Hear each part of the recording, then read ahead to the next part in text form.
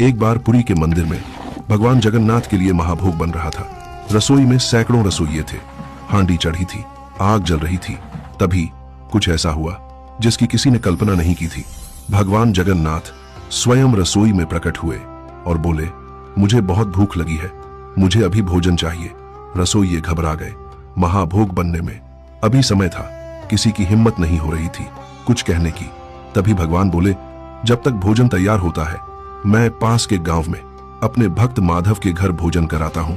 यह कहकर भगवान वहां से चले गए। गांव में माधव नाम का एक गरीब किसान रहता था। उसके घर न सोना था न चांदी, बस एक मिट्टी की हांडी और उसमें साधारण खिचड़ी। उसी समय एक साधु उसके दरवाजे पर आए। साधु बोले, बेटा बहुत भूख लगी है, क्या कुछ खाने को मिलेगा? माधव ने बिना सोचे अपनी खिचड़ी उतारी और पूरी श्रद्धा से साधु को परोस दी। साधु ने प्रेम से खिचड़ी खाई, फिर मुस्कुराकर बोले, माधव तुम्हारा यह भोजन मेरे महाभोग से भी अधिक प्रिय है। यह कहकर साधु अंतर्धान हो गए। उधर मंदिर में महाभोग तैयार हो चुका था।